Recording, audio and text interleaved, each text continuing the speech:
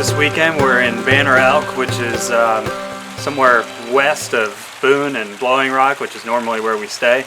And one of the great things about renting a cabin instead of staying in a hotel for the same price each night is you can cook your own meals. So tonight we're going to cook steak, and I can make a really good steak, but we're cooking on a steak on an open fire, which is a little different than cooking a steak in the Big Green Egg, which is how I would prefer to do it. So we have to use a little more precaution. So the first thing we're going to do when we're cooking a steak over an open fire is we're going to make sure that we're cooking it over the right type of fire.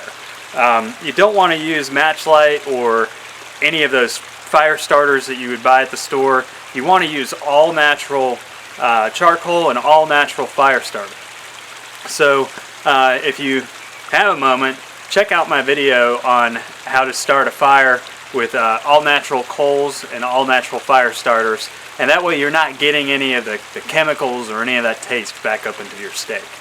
Now the next thing I do to kind of have that perfect steak is I just use a little bit of olive oil to marinate the outside and then coat it with pepper. The olive oil will help retain the juices of the meat when you have it over the coals, and it'll keep it from drying out a little bit.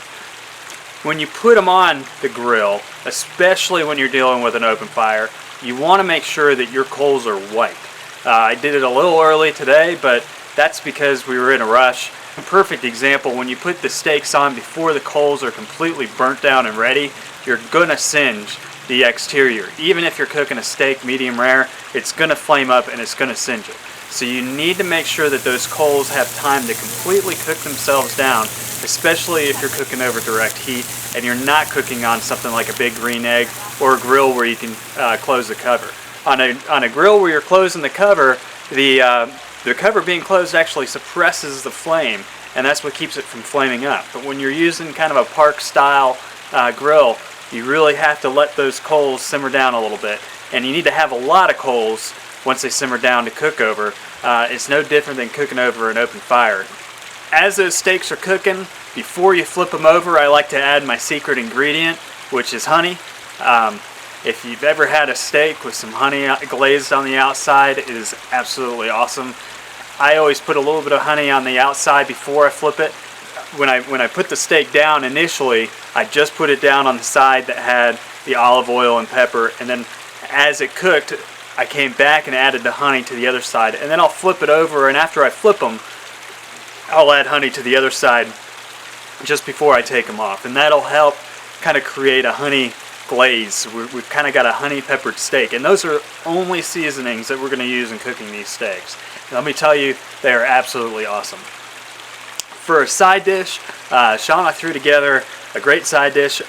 It's all vegetables, just a bell pepper, onion, and some asparagus, and she just seared them up. You don't want to cook them too long, because if you cook them too long, the asparagus and the vegetables get soggy.